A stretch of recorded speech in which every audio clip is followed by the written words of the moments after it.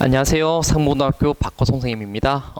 오늘은 같이 어문 규정을 공부하는 시간인데요. 첫 번째 시간이기 때문에 전체적인 어문 규정의 체계, 그 다음에 거기에 일부인 한글 맞춤법에 대해서 간략하게 소개해 드리도록 하겠습니다. 본격적으로 수업 들어가기 전에 한 가지 간단한 테스트를 하면 좋을 것 같은데요. 요거는 우리 학교 앞에서 포스터 가지고 온 거예요. 수능 날에는 불낙죽이라는 포스터고요. 요거는 잘 안 보이는 친구들도 있겠지만 나는 파리의 택시 운전사라는 아주 유명한 책입니다. 제가 지금부터 잘못된 설명을 할 건데 제 설명이 어디가 어떻게 잘못되었는지 한번 찾아할 수 있는 친구들은 찾아보세요. 아니 불에 떨어질 락 해서 락이 맞지만 뭐 불이라는 접두사가 왔기 때문에 얘는 불낙죽이 맞는 표기야. 이 표기 우리가 인정해 줄 수 있어. 라는 저의 첫 번째 설명이고요. 두 번째 설명. 나는 파리의 택시 운전사에서 파리라는 거는 파리를 잘못 표기한 거니까 이건 한글 맞춤법을 어기고 있는 그런 표기야.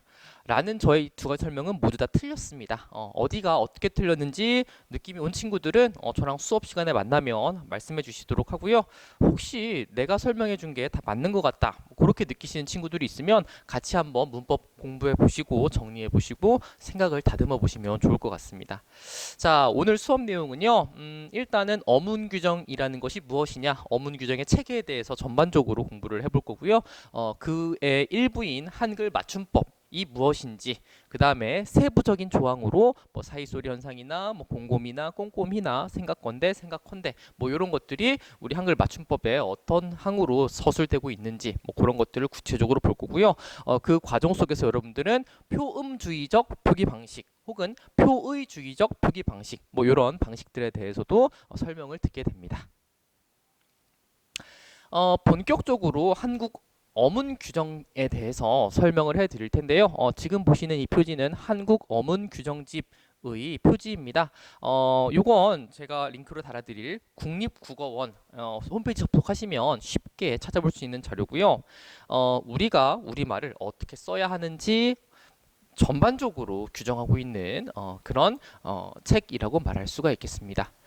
자, 그래서 어문 규정이라는 것은 우리가 바른 국어 생활을 하는 데 있어서 바이블 같은 거라고 보면 되겠죠.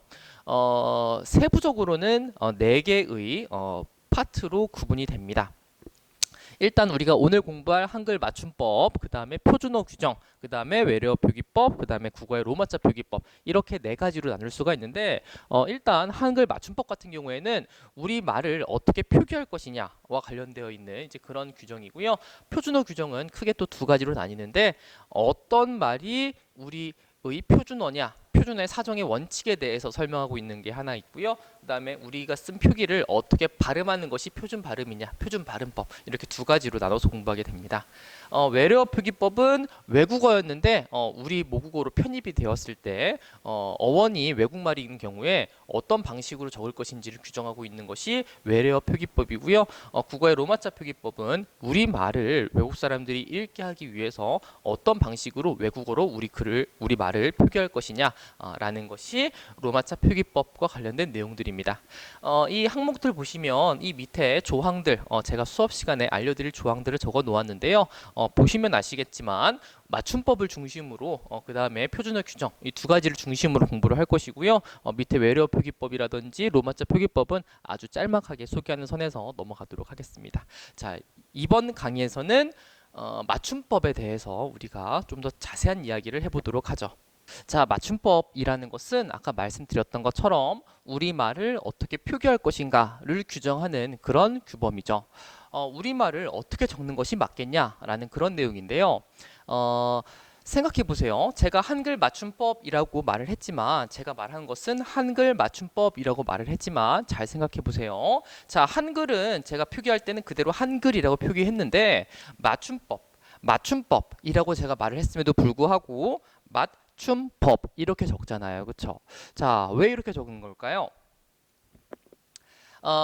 적는 데에는 두 가지 원칙이 있습니다. 첫 번째는 소리 나는 그대로 적는 표음주의적 표기, 음소적 표기 방식이 있고요. 발음은 이렇게 되었지만 발음을 보았을 때는 이게 어떤 뜻인지 딱 와닿지가 않기 때문에 뜻을 밝혀서 적는 표의주의적 표기 방식, 형태음소적 표기 방식, 이렇게 두 가지로 나눌 수가 있습니다. 자, 이 두 가지가 언제는 소리 난 대로 썼다가 언제는 소리 난 대로 쓰지 않고 다른 식으로 썼다가 왔다 갔다 하기 때문에 이 맞춤법이라는 것 자체가 어렵게 느껴지는 건데, 이렇게 생각하시면 좀 편하실 것 같아요. 자, 우리가 표기를 왜 해요? 우리 말을 왜 굳이 표기하는 거죠? 대부분의 경우에 우리가 표기하는 이유는 뭐예요? 다른 사람들이 읽게 하기 위해서 우리가 말을, 언어를 글로 쓰는 거잖아요. 그쵸? 다시 말해서 우리가 그 표기를 보고 어떤 뜻인지 딱 와닿으면 소리나는 대로 적으면 되는데, 이거 표기만 봐서는, 이 발음 표기만 봐서는 어떤 뜻인지 딱 와닿지 않고 오히려 이런 식으로 맞추는 방법에 대해서 우리가 공부하는 거잖아요. 그쵸? 딱 표기만 봐도 이게 뭔가를 맞춰서 쓰는 그런 방법이구나 라고 딱 와닿으면 이렇게 적어주는 것이 누구한테 좋은 거예요? 읽는 사람한테 훨씬 더 좋은 거잖아요. 그쵸? 그렇기 때문에 이 읽는 사람들을 위해서 이런 식으로 의미를 밝혀서 적어주는구나. 이게 배려하기 위해서, 읽는 사람들을 배려하기 위해서 이런 규칙 같은 것들이 중요하구나 라는 걸 생각하시면 조금 더 쉽게 받아들일 수 있겠습니다. 자, 이제 맞춤법의 구체적인 조항들에 대해서 공부를 할 건데, 총 57개의 조항이 있습니다. 우리가 다 공부하진 않을 거고요. 한 7개 정도의 조항만 빼서 공부를 할 건데 7개도 여전히 많습니다. 규칙이 많기 때문에 여러분들이 공부하는 데 있어서 너무 좀 어려워요, 이거 외우기 힘들어요, 좀 짜증나요, 이렇게 느끼는 친구들이 있을 텐데, 이것도 이렇게 받아들여주면 너무 좋을 것 같아요. 규칙은 왜 존재하나요? 규칙은 어떤 문제를 막기 위해서, 혹은 어떤 문제들이 있었기 때문에 그런 문제가 다시 발생하지 않기 위해서 만들어지는 거잖아요. 그쵸? 자, 57개의 조항은요, 모두 다 우리가 말을 쓸 때 혹은 말을 들을 때 가질 수 있는 그런 문제들을 사전에 예방해 주는 거예요. 그래서 이 구체적인 조항들은요, 어떤 문제가 있을 수 있고 그 문제를 이 조항들은 어떻게 예방해 주고 있고 어떻게 해결해 주고 있는지, 그걸 중심으로 그런 흐름 속에서 이 조항을 이해하시면 훨씬 더 이 조항에 애정을 가질 수 있을 것 같습니다. 자, 그럼 우리가 첫 번째 문제부터 한번 해결을 해보도록 하죠. 자, 여러분들 생각하는 대로 살아야 된다라는 이 글을 보면서 어떤 뜻인지 딱 아시겠나요? 괜히 머릿속에서 카카? 사라? 뭘 사야 되는 거지? 뭐 이런 식으로 좀 헷갈리지 않나요? 어떻게 하면 뜻이 딱 명확하게 들어오나요? 이런 식으로 생각하는 대로 살아야 한다. 이렇게 생각이라는 말과 살다 라는 말, 요걸 딱 보여주면 어떤 뜻인지가 분명하게 와닿잖아요. 그렇죠? 헷갈리지 않고. 그렇기 때문에 이런 문제를 해결해 주기 위해서 이렇게 밝혀 적어야 되는 거잖아요. 그렇죠? 자, 이게 어문 규정이 어떻게 규정이 되어 있냐면 제1항이 규정이 되어 있습니다. 제1항을 한번 같이 보시면요. 한글 맞춤법은 표준어를 소리대로 적되 어법에 맞도록 한다라고 규정이 되어 있습니다. 이게 한글 맞춤법의 제1항의 내용입니다. 일단 한글 맞춤법은 표준어를 적는 거기 때문에 우리 동네에서는 이렇게 쓰는데요 라는 게 의미가 없어요. 그렇죠? 표준어를 표기하는 것이기 때문에 방언, 지역의 방언이나 사회 방언이나 뭐 그런 것들은 여기서 다루는 대상이 아니다, 맞춤법에서는. 자, 그 다음에 두 번째 원칙, 소리 나는 대로 적는다. 아까 우리가 얘기했던 표음주의적 표기 방식이죠. 그쵸? 아까 전에 생각하는 대로가 대로라고 소리가 났으니까 대로라고 적은 거잖아요. 그쵸? 이렇게 소리와 표기가 일치하니까 뭐 쓰기가 쉽죠. 여기에 대해서는 여러분들이 받아들이는데 어렵지 않을 겁니다. 자, 중요한 건 세 번째, 어법에 맞게 적는다라는 그런 내용일 텐데요. 자, 어법에 맞게 적는다라는 것이 뭘까? 문법에 맞게 적는다는 것이 무엇일까라는 내용입니다. 자, 어법에 맞게 아까 전에 생각하는 이런 식으로 생각이라는 말을 밝혀서 적었잖아요. 그렇죠? 소리나는 대로 적지 않고요. 그렇죠? 자, 이렇게 형태소를 밝혀 적는다는 뜻입니다. 의미가 무엇인지 잘 드러날 수 있도록 그 의미가 있는 형태소를 보여준다라고 여러분들이 이해하시면 되겠고요. 이런 표현을 우리 맞춤법에서는 이런 식으로 표현하기도 합니다. 원형을 밝혀 적는다라는 것이 이 소리나는 대로 적지 않고 원형을 밝혀 적는다라는 것이 형태소를 밝혀 적는다라는 뜻과 똑같다라고 여러분들이 이해를 해주시면 되겠고요. 다만 여기도 하나의 전제가 있는데, 어법에 맞게 적다라는 것은 실제 발음과 조금 형태가 다르다는 뜻이잖아요. 그렇죠? 그러면 그걸 보고 다른 사람들이 잘못 발음하면 어떡해요? 생각하고로 발음하거나 생각하고로 발음하거나 사람들이 그 발음을 헷갈려하면 어떻게 해요? 혼란스러울 거 아니에요. 그렇죠? 그래서 누가 봐도 이건 표기와 소리가 닿지 않지만 누가 봐도 이 표기를 똑같은 것으로 발음할 거라고 보이는 그런 규칙적인 음음 변동이 보이는 그런 것들만을 원형을 밝혀줬고요. 형태소를 밝혀줬습니다. 그러니까 이게 또 중요한 전제입니다. 누가 이 표기를 봐도 똑같은 것으로 발음할 수 있겠다라고 생각이 되는 것들은 소리 나는 대로 적지 않아도 상관없잖아요. 그렇죠? 그래서 이렇게 세 가지의 기준에 대해서 여러분들이 알고 있으면 됩니다. 자, 다음 문제를 한번 해결해 보도록 하겠습니다. 일단 이거 어떤 뜻으로 여러분들 이해가 되나요? 바로 어떤 뜻인지 딱 느낌이 오나요? 아마 어떤 말이 좀 안 되는 것 같다라는 생각을 하는 친구들이 많을 텐데 이렇게 보면 훨씬 더 쉽겠죠? 덴터 시스테마 약한 잇몸용 칫솔 해서 약한 잇몸용 칫솔을 파는 이제 그런 문구를 가지고 온 건데요. 일단 뭐 이 앞에 있는 말이 뭔지 모르겠지만 약한 잇몸용 칫솔이라는 뜻이 이 위에서는 잘 드러나지 않잖아요. 그렇죠? 이런 문제를 해결해 주기 위해서 어떤 식으로 규정을 하고 있냐면 자, 여기서 보시면 제2항입니다. 맞춤법 제2항. 자, 문장의 각 단어는 띄어쓰도록 합니다. 그러니까 약한 이 하나의 단어인지 아니면 앞말과 붙어서 그게 또 다른 의미로 쓰이는 다른 단어인지를 구분하기 위해서 단어와 단어는 띄어서 쓰는 게 좋겠다. 왜요? 그래야 읽는 사람들이 무슨 단어를 말하는 건지 명확하게 알 수 있으니까, 인식할 수 있으니까 단어는 구분해서 씁니다. 다만 여러분들이 이미 다 공부했지만 41항에 보면 이런 조항도 있죠. 그쵸? 조사는 그 앞말에 붙여 쓴다라는 내용이 있습니다. 우리가 이미 지난 중간고사 때 얘기를 다 했지만 조사는 하나의 단어로 우리가 일단은 취급을 하죠. 그렇지만 앞말에 붙여 쓴다라는 얘기를 했었습니다. 이런 것들도 맞춤법 규정에 다 당연히 설명이 되어 있다는 것을 확인할 수 있겠죠. 네, 그러면 다음 문제 한번 해결해 보도록 합시다. 자, 깍두기가 있어요. 소적세, 소적세가 있어요. 어떤 표기가 맞는 표기일까라는 내용입니다. 일단 밑에 있는 거는 소적세가 맞는 표기고요. 위에 있는 것은 어떤 게 맞는 표기일까요? 깍두기가 맞는 표현입니다. 자, 깍두기. 자, 소적세, 소적세. 이렇게 했을 때 어쩔 때는 된소리를 그대로 적어주고요. 어떨 때는 된소리를 안 적어주고 있죠. 이런 문제들은 어떻게 해결하는 게 좋을까요? 한번 봅시다.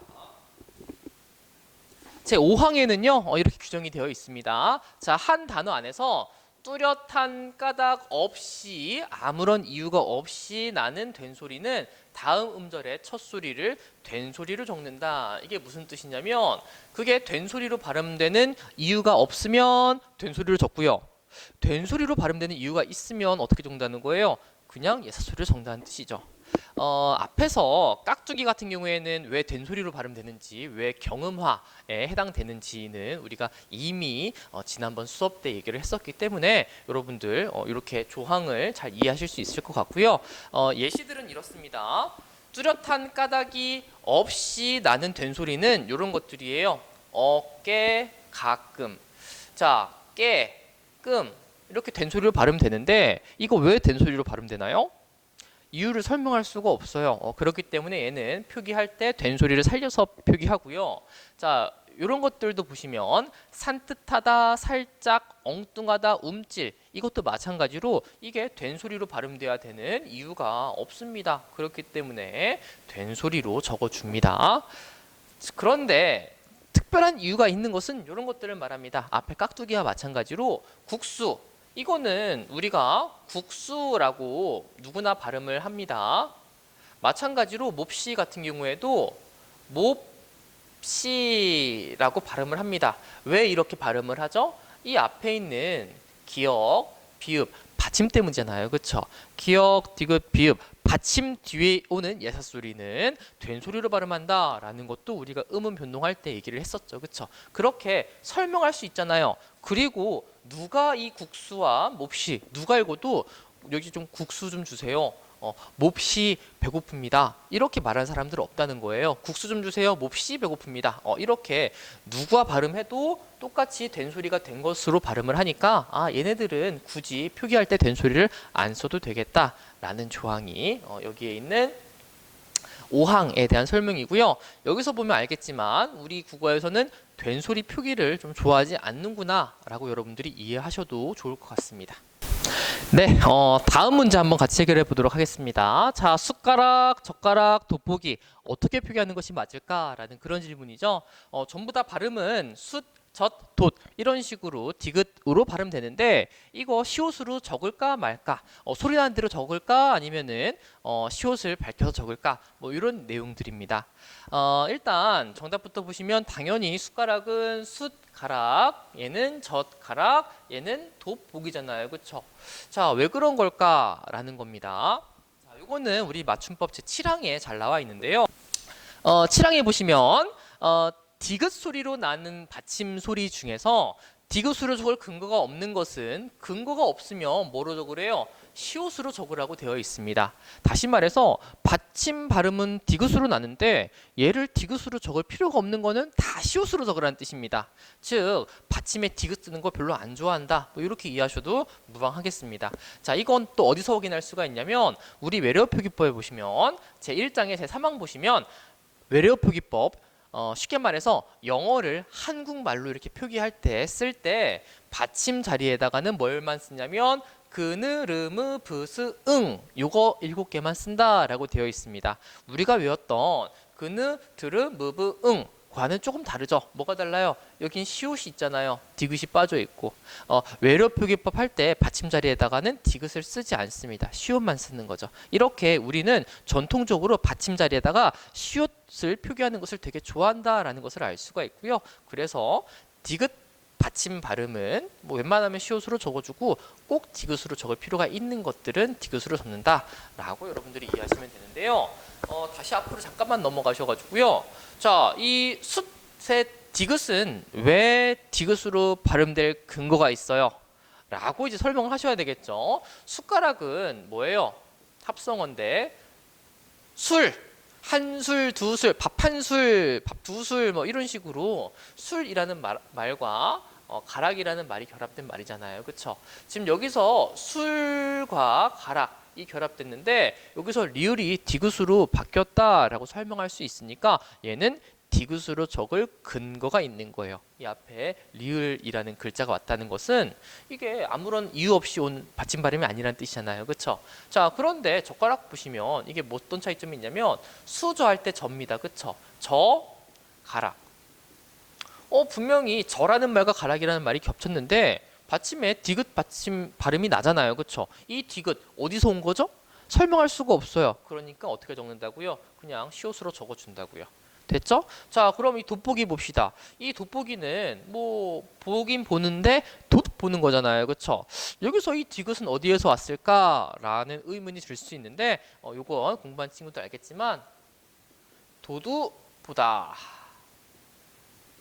자, 도두보다 이렇게 높여서 본다, 자세하게 본다라는 그런 뜻이잖아요. 그렇죠? 이거는 도두보다라는 것의 줄임말이기 때문에 도두에서 이 디귿 안으로 합쳐지는 근거가 있잖아요. 그렇죠? 그렇기 때문에 이 디귿도 도두라는 말에서 왔기 때문에 적을 근거가 있구나. 그래서 디귿으로 써줘야 되는 거구나 라고 여러분들이 말씀해 주시면 되겠습니다.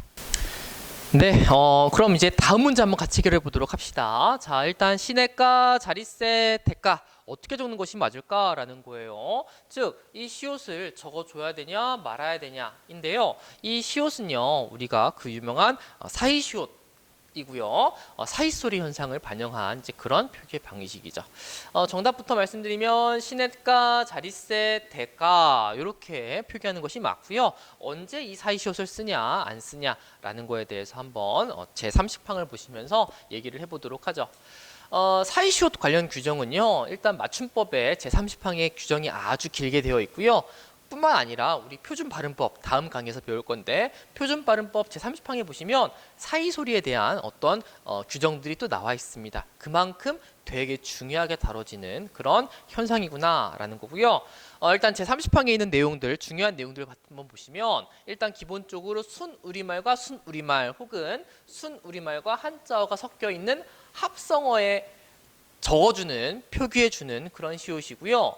무엇을 적어주냐? 시옷 소리나 종성에서의 디귿 소리를 표기하는 것이 아니라 뭘 표기해주는 거냐면 된 소리를 표기해주거나 아니면은 니은이 덧나는 것, 니은년이 덧나는 것을 표기해주는 것이 이 사이 시옷입니다.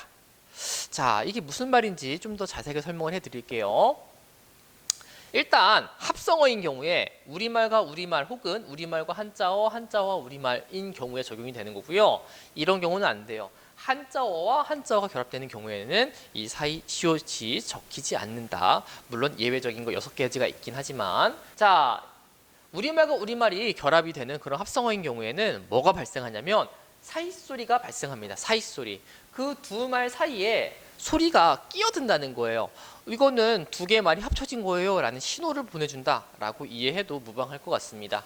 자, 사이소리는요 크게 3가지로 얘기할 수가 있는데 첫 번째는 된 소리로 발음되는 거예요. 자, 나루배, 나루배, 이거 나룻배, 나룻배 이렇게 발음되잖아요. 그쵸? 뒤에 있는 거 배가 빼로 발음되죠. 뒷말의 첫 소리가 된 소리로 발음되는 게 첫 번째 경음화의 예시입니다.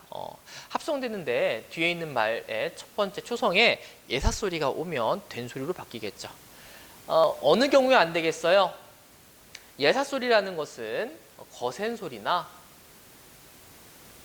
이미 된 소리와 결합되는 말에는 적지 않는다라고 여러분들이 이해를 하셔야 되는 거고요. 그 다음 두 번째, 니은 소리가 덧날 때는 어떤 경우를 말하는 거냐면 후날, 뒷날, 후날, 후날, 후날, 훗날 이런 식으로 니은이 들어가잖아요. 그렇죠? 니은이 왜 들어가요? 뒷말의 첫 소리 니은 미은 앞에서 그냥 두 말이 결합됐을 때 끼어드는 말입니다. 니은이 첨가된 거죠. 그렇죠? 이런 거 니은 첨가 현상이라고 우리가 말할 수 있고요. 의문의 변동할 때도 얘기했던 것 같습니다. 자, 그 다음에 뒷말의 첫 소리 모음 앞에서는 후일 발음하면 훗일, 훗일 이런 식으로 후와 일이 결합됐는데 니은 두 개의 니은이 생겼잖아요. 그렇죠? 이런 것들을 니은 첨가라고 말할 수 있고요. 뒷말 결합되는 말이 모음으로 시작할 때 니은 두 가지의 니은이 두 개의 니은이 추가되고 있다라고 말할 수 있겠죠. 즉 이렇게 나룻배, 훗날, 훗일 이런 식으로 경음화와 니은 소리와 니은 소리가 났을 때 이거 표기해줘야 되잖아요. 그렇죠? 이거 어떻게 표기해줘요? 시옷으로 표기해 줍니다. 여기서의 시옷이라는 것은 시옷 소리를 의미하는 게 아니라 이 경음화 소리나 니은 소리나 니은 소리를 표기해 줬다는 뜻입니다. 이해하셨겠죠? 자, 그래서 다시 넘어가서 이런 경우에 그 사이 시옷을 적어주고요. 한자와 한자가 결합되는 경우에는 세빵, 숫자, 착간, 곡간, 퇴간, 횟수를 제외하고는 사이 시옷을 적어주지 않게 되겠죠. 그렇죠? 네, 그럼 다음 문제 한번 같이 해결해 보도록 합시다. 자, 곰곰이, 곰곰히, 꼼꼼히, 꼼꼼히. 자, 이거 어떻게 적는 것이 맞을까요? 일단 정답은 곰곰이, 그 다음에 꼼꼼히가 맞습니다. 자, 왜 얘는 곰곰이라고 쓰는 게 맞고 얘는 왜 꼼꼼히라고 쓰는 게 맞을까라는 그런 내용인데요. 자, 이런 것들은 우리 어음규정 51항에 잘 정리가 되어 있습니다. 일단 이게 헷갈리는 이유는 이 히가 발음이 잘 안 되기 때문이고요. 그렇죠? 이게 음운으로서의 기능이 좀 약하다고 얘기했잖아요. 그렇죠? 그럼에도 불구하고 분명하게 발음을 해야 되는 경우가 있고요. 발음 안 되니까 그냥 발음 안 하는 게 맞겠다라고 보는 경우도 있습니다. 자, 어떻게 규정하고 있는지 볼게요. 자, 51항에는 이렇게 써 있습니다. 자, 부사의 끄듬절이 분명히 이로만 나는 것은 이로 적고요. 히로만 나는 것은 히로 적어요. 그리고 이나 히 둘 다 되는 것 같은 거는 히로 적습니다. 즉 이로만 발음되면 이로 적고 히로 발음되거나 이히 둘 다 되는 것은 히로 적는다라는 그런 내용인데요. 예시는 이렇습니다. 이로만 발음되는 거는 이런 것들을 말해요. 깨끗이, 느긋이, 번거로이, 저기, 번번이, 일일이 이렇게 이로 발음하면 안 되죠. 그렇죠? 연음에서 깨끗이, 느긋이, 번거로이, 저기, 번번이, 1, 1, 2 이런 식으로 발음이 되는 애들이다라는 거고요. 이거 같은 경우에는 급히, 딱히, 엄격히, 정확히 자 히로만 발음되는 애들. 얘는 솔직히, 나른히, 간소히 둘 다 되는 것 같은 애들이 얘네들이죠. 그래서 히로만 적는 겁니다. 자, 그런데 여전히 우리 마음속에는 깨끗이로 발음되는 것 같기도 하고 이 히 소리가 있지 않을까? 느긋이. 이렇게 이로 발음되는지 히가 안 되는지 확신을 가지기가 힘들어요. 그쵸? 그렇기 때문에 우리가 이런 방법을 쓸 수 있습니다. 어떤 방법을 쓰시면 되냐면 여러분들 하다라는 말을 붙여서 말이 되는지 안 되는지를 보시면 돼요. 하다라는 말이 붙어서 말이 되면은 히로 적으시고요. 하다라는 말이 붙여서 말이 안 되면 이로 적으시면 됩니다. 무슨 소리냐면 공평하다, 간소하다, 나른하다, 솔직하다, 뭐 급하다, 딱하다, 엄격하다, 정확하다 전부 다 하다가 붙으니까 히로 쓸 수 있는데 일일하다, 번번하다, 적하다, 번거로하다 하다 안 붙잖아요. 그렇죠? 그렇기 때문에 그냥 이로 적으시면 돼요. 단, 느긋하다, 깨끗하다 이런 건 하다 되는데요. 이런 경우에는 시옷 받침으로 끝나는 경우에 하다가 붙지만 이로 쓴다라고 생각하시면 됩니다. 발음은 당연히 느긋이, 깨끗이 이게 표준 발음이 되겠죠. 뭐 비슷한 예시로 여러분들 꼿꼿이 같은 경우에도 꼿꼿히일까요? 꼿꼿이일까요? 당연히 시옷 받침으로 끝나니까 꼿꼿이 섰다, 꼿꼿이 이렇게 발음을 할 거고요. 이렇게 생각하시면 될 것 같아요. 그래서 하다가 붙냐 안 붙냐를 가지고 구분하시면 대부분 구분할 수가 있겠다라는 말씀을 드립니다. 물론 모든 이런 편법에는 예외들이 있지만 이런 경우에는 하다가 붙지 않지만 히가 붙는 경우들이에요. 하다가 붙지 않지만 히가 붙는 경우. 예를 들어서 열심하다, 뭐 도저하다, 뭐 가만하다, 극하다, 특하다, 속하다, 뭐 착하다 이렇게 하다가 안 붙는데도 히가 붙는 애들이 있습니다. 이런 것들은 이를 넣어서 발음해 보시면 돼요. 만약에 뭐 여러분들 잘 쓰는 말 중에서 극히 일부다라는 말이 있을 때 극이 일부다. 이 넣어서 발음하면 안 되잖아요. 그렇죠? 이런 것들은 쉽게 뺄 수가 있을 거예요. 무단이도 노력했다. 무단히도 노력했다. 무단이로 노력했다. 니로 노력했다. 이런 식으로 이 붙여서 발음하면 어색하니까 얘네들은 예외적으로 이를 붙여서 생각해 보시면 좋을 것 같고요. 혹시 이거 나 잘 모르겠다 하는 친구들은 지금 우리가 60개 정도의 예시 중에서 한 몇 개 정도의 그 예외사항만 뽑은 거예요. 그러니까 이것만 눈으로 익히시고요. 나머지는 전부 다 이 하다와 시옷으로 구분하셔도 많은 것들 걸어내실 수가 있으실 것 같아요. 자, 그러면 일단 오늘 강의는 여기서 마무리하도록 하고요. 다음 시간에 표준 규정에 대해서 그 다음에 외래어 표기법과 로마자 표기법에 대해서 같이 공부를 해보도록 하겠습니다. 고생 많으셨고요. 문제들 많이 주어져 있으니까 다른 조항들도 한번 공부해 보시면서 문제 통해서 확인해 보시면 어문 규정의 핵심적인 내용들 잘 정리하실 수 있을 겁니다. 화이팅!